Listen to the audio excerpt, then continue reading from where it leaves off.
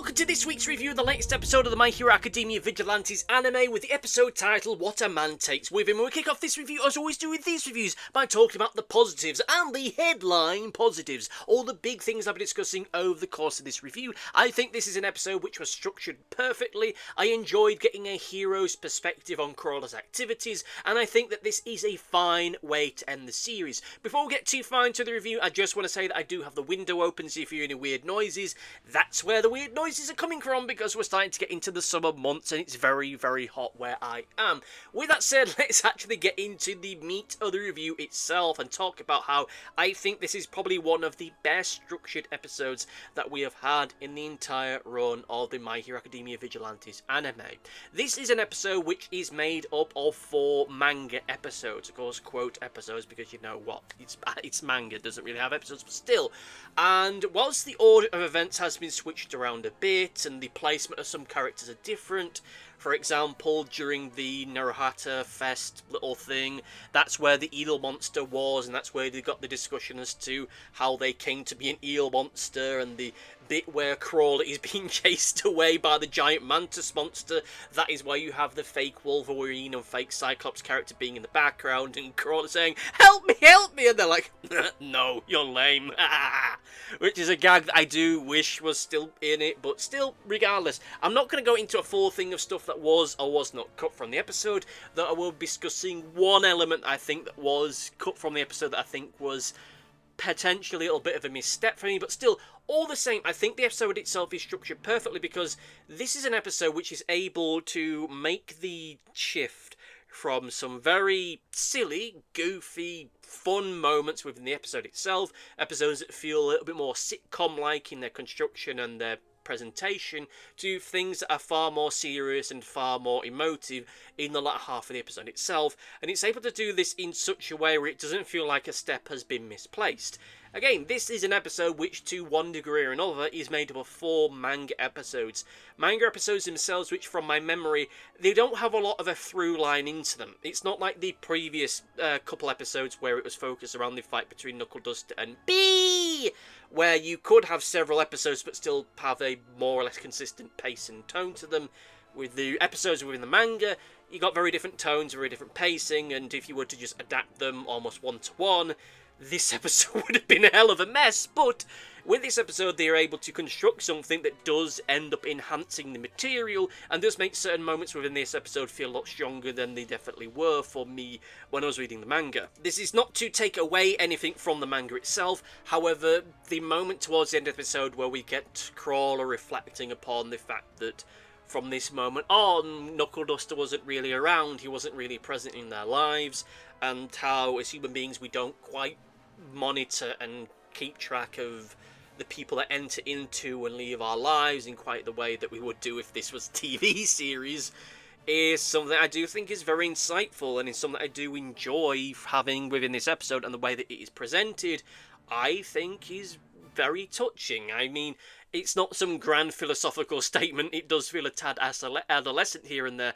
and I will admit that the dramatic music they were playing in the background of it did start to overcook it a little bit for me, but with that said, we still had a very touching moment. Like, this is an episode which, for the first half of it, yeah, like I say, it's very goofy, silly things. We get the moment with PopStep getting a fan mail, when really it's only 3 letters, and of those 3 letters, only 1 is possibly from a fan, the other are just from people that she's been working with, but still, it's a cute moment. She's very excited by all of it and really just enjoying it. She's re-watching the footage and getting all the analytical stuff. Oh, it's going viral, all this stuff, and that's cute, it's fun. And with the stuff that we end up getting later on, with them trying to put the gig on, and all the shenanigans related to all that, and the bit with the little girls singing, and they want they want to see a real superhero because that's what they were promised. And well, we've got Crawler. He's not quite a superhero, but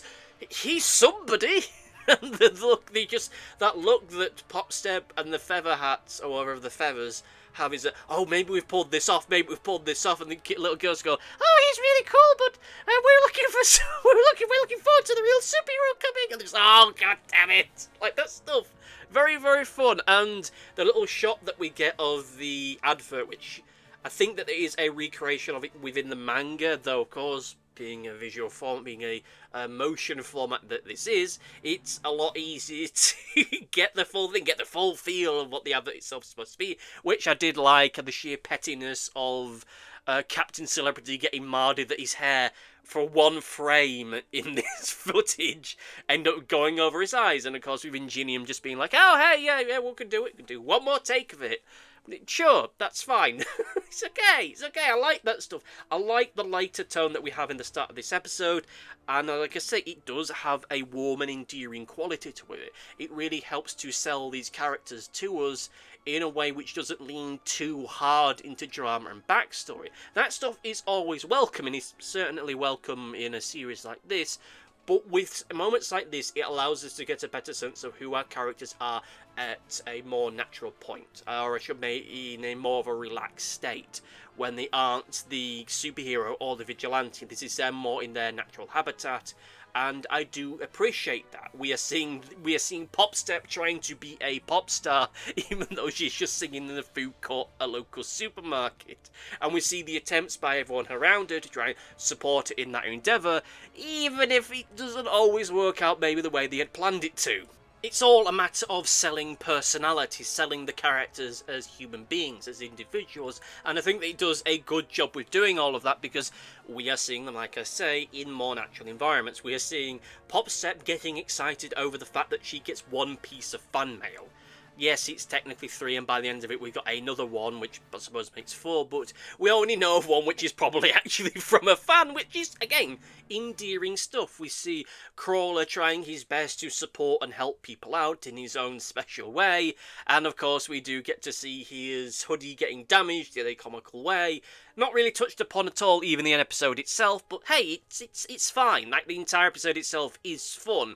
It is able to make that gap, because we have all this sillier, lighter stuff towards the start of the episode, and then we get into the latter half of the episode is when we start to get to the stuff which is a lot more deeper, more dramatic, and more meaningful, which is stuff I'll touch on shortly. One of the things I did enjoy with the episode itself, and this is something which is present within the manga, though I think the manga does it slightly different, is that we get a hero's perspective on Crawler's activities. We have the scene in this episode where where Captain Celebrity is having tea with Crawler after Crawler helps him save the day. Oh, my little buddy old pal of mine. Ha ha ha. Isn't it always inspiring to see the youth of today helping out in situations like this? Ha ha ha ha. Oh, you're dead, mate. Oh. And we just get the confrontation thing of him just saying to him.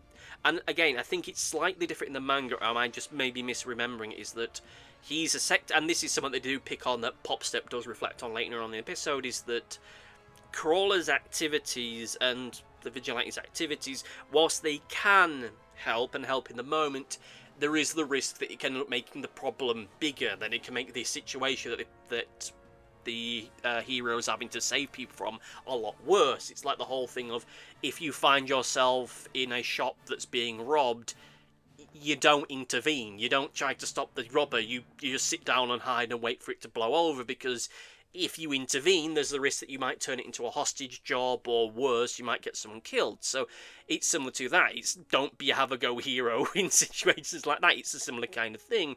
Though with here, it's presented a lot more with Captain Celebrity saying about how it's almost like it's stealing his thunder, and he doesn't appreciate that, and it makes him look a bit silly when he's having to deal with Crawler all the time. It undermines his work. Well, on the one hand, you can see that as being a selfish bit on his behalf. You've also got to remember the nature in which this world works and the hero culture and hero industry in Japan works. It's very much about being seen and being seen to be a hero, and if Captain Celebrity is constantly having to deal with this little scrawny so-and-so getting in the way so frequently, it's probably going to undermine his ability to make money and deal with everything at that particular moment. But still, like these reflected on later on the episode with PopStep, it's the case of that maybe it would be better for what Crawler is wanting to do and wanting to become more of a freelance sidekick, more so than it is to be a vigilante.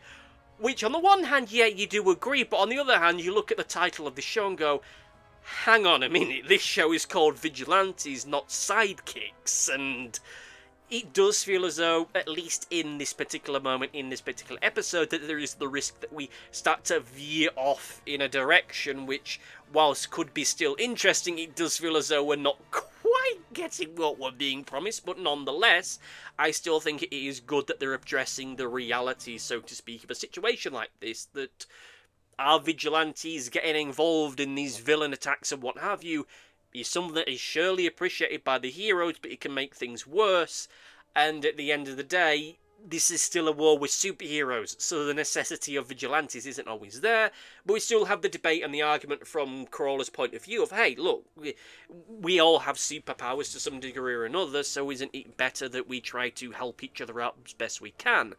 We stand up for each other and we protect each other, which is a take you can certainly have with it, and it is one of those points of view where it does feel as though it does, possibly not knowingly on the writer's behalf, does lean in slightly into the philosophy of the Meta Liberation Army, which I'm going to go out on a limb and say has no impact and no reference within this series whatsoever. But still, it is an interesting factor that is one of the arguments that they would use, and it's an argument that one of our characters is making, just totally off the cuff and not really related to them. But of course, that ends up reminding me of just what a totally missed opportunity that the Meta Liberation Army was. Moving on, I think that this is a fine episode to end this series.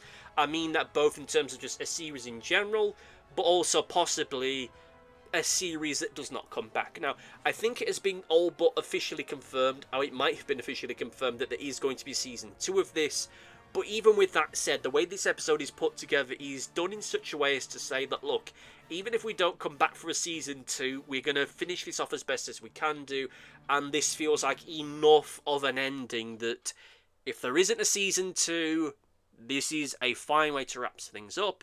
Yes, there's still a few unfinished details here and there, but they're unfinished in such a way that you, if you're interested in, can read the manga or maybe speculate as to how these things relate into events from the main series.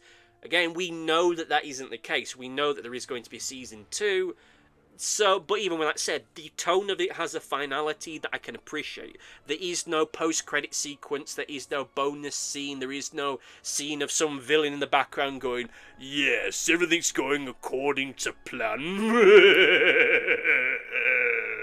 Even though there is still the bit with the delivery man midway through the episode itself, it is still presented as that's just the next so-and-so that they're going to have to deal with in what a context that it is, rather than the more deliberate cliffhanger moment you would get from a different series like this. Like, this is self-contained enough that, like I say, if there is no season 2, which we know there is going to be, you could still read the manga to find out what comes next because you would have enjoyed this past season enough to want to continue it on, or alternatively you could speculate, as I've said, as to how all these events end up translating to stuff in the main series. Of course, we do know there is going to be season 2, but beyond that, even just on its own merits, this does make for a strong season finale because it is able to have that nice emotional rounding off for most of the characters. We have the emotional rounding off for PopStep in the previous episode, but we do get this a lot more for Knuckle Duster and to a degree with Crawler himself within this episode.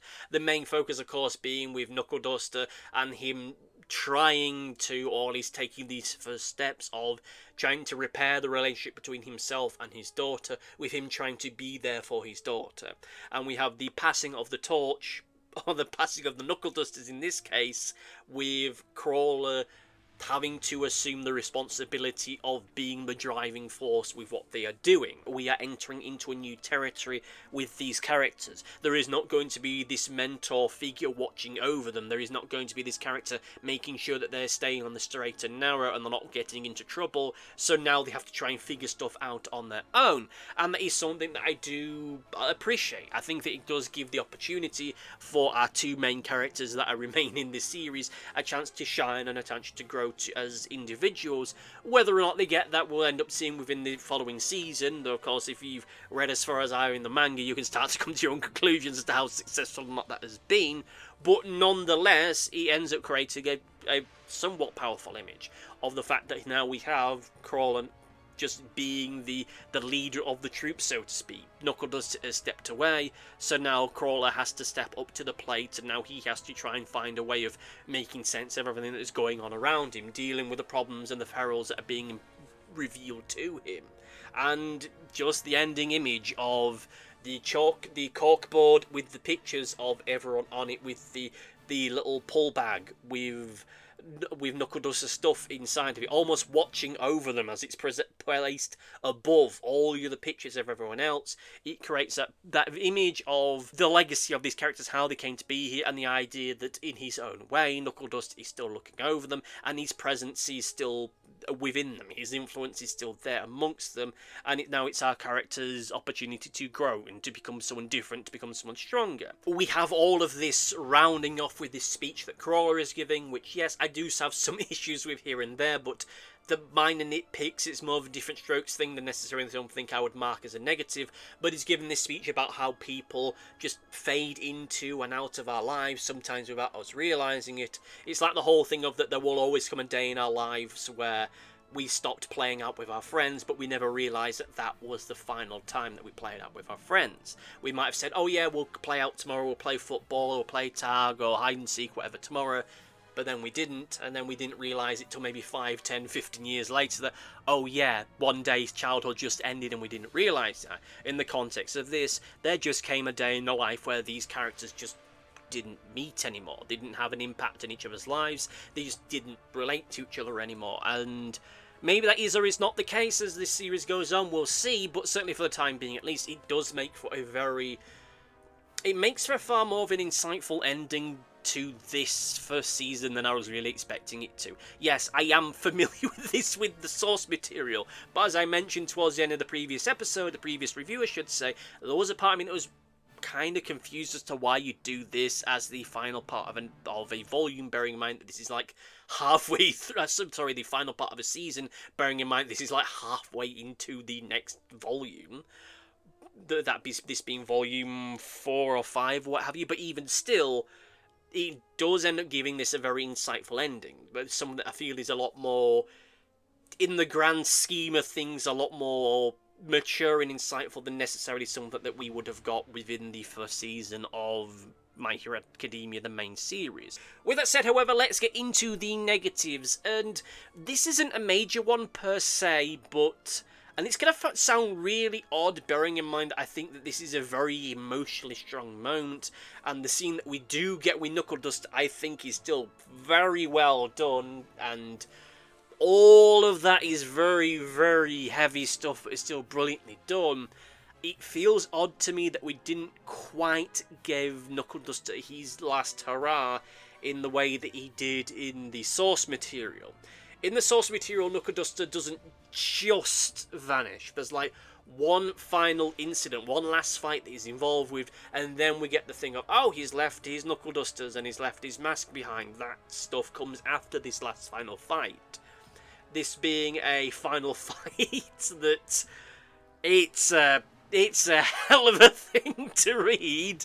It's when Crawler and his friends, to put it one way, come across a host of very pervy villains, some of them being the other gliding villains that we saw previously, and we'll leave it at that, and Knuckle Duster defeats them, and we have a line like from Crawler being the effect of, this, I didn't realise it at the time that this was the last time we'd see him, or something along those lines.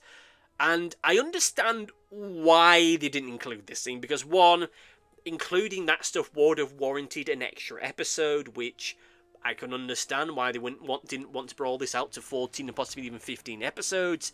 From a tonal point of view, it's far too silly. Like, oh sure, you could have swapped out this stuff with an Urahata Fest with that stuff, but even still, that stuff is way too silly. Like, the tonal clash between that stuff and the second half of this episode would be way too much, and something that I would have probably taken far against. And the third thing is simply because I think those jokes might have been a bit too much at this point, because, oh, baby, just flicking through my copy of the manga and coming to some of those jokes. Oh, no. Oh no! Like, maybe they could still find a way introducing that stuff in the next season, but oh my god. I really don't think you could have transitioned from that stuff to meaningful farewell moments for Knuckle Duster from going on from, with my quirk, it's technically not grouping because I'm not touching them. Oh god, oh no. No, thankfully we don't quite get there, but still, it feels odd that we didn't get from some big final hurrah for him. But with that said, we still get a final hurrah from him, and that was the past couple episodes, so it's like a case of that. From my point of view, it's weird that we don't get at least one final punch from him in the context of this part in the story. Though at the same time, I understand why they did it, because the big final punches that we get from him at this part of the story are just so odd and strange. I don't think it would have worked for an episode like this.